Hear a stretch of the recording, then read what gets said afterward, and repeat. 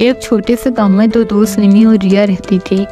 دونوں کا شوق پراسرار کہانیاں اور خوفناک مقامات کی تحقیق کرنا تھا۔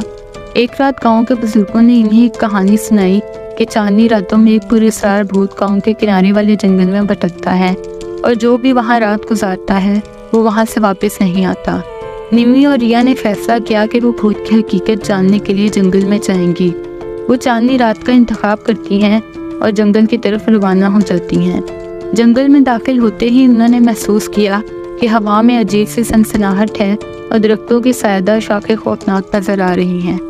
جنگل میں چلتے ہوئے انہیں ایک پرانا مکان نظر آیا جو کسی زمانے میں رہائش پذیر رہا ہوگا، لیکن اب مکمل طور پر خستہ حال تھا۔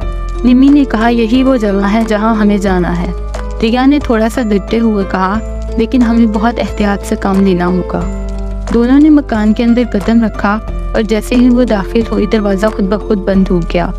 مکان کے اندر داخل ہوتے ہی انہوں نے دیکھا کہ ہر طرف پراسرار علامات اور پرانی پینٹنگز تھی جن میں عجیب و غریب چہرے نظر آ رہے تھے۔ نمی اور ریا مکان کے اندر کمروں میں گئی اور ہر کمرے میں عجیب قسم کے آثار ملے۔ ایک کمرے میں انہیں ایک پرانا باکس ملا جس میں ایک پرانا تالا لگا ہوا تھا۔ شازیہ نے تالا کھولا اور باکس کے اندر ایک کتاب ملی جو خون سے لکھی ہوئی محسوس ہوتی تھی۔ جیسے ہی انہوں نے کتاب کو کھولا، مکان میں ایک خوفناک آواز سنائی دی۔ دیواروں پر ایک پرانا بھوتانی چہرہ نمودار ہوا۔ بھوت نے ان سے کہا، تم یہاں کیوں آئی ہو؟ یہاں سے فوراً نکل جاؤ ورنہ تمہیں پچھتاوا ہوگا۔ دونوں نے ہمت نہیں ہاری اور بھوت سے کہا، ہم یہاں حقیقت جاننے آئے ہیں۔ اگر تمہیں سکون چاہیے تو ہمیں بتاؤ کہ ہم کیسے تمہاری مدد کر سکتے ہیں۔ بھوت نے کہا، میرے ساتھ بہت بڑی بے انصافی ہوئی ہے۔ میرے قتل کے بعد میرے جسم کو دفنایا نہیں گیا۔ اگر تم میری مدد کر سکتی ہو تو میں سکون پا سکوں گا۔ انہوں نے بھوت کی مدد کرنے کا فیصلہ کیا۔ وہ مکان کے باہر گئی اور زمین کھودنا شروع کی۔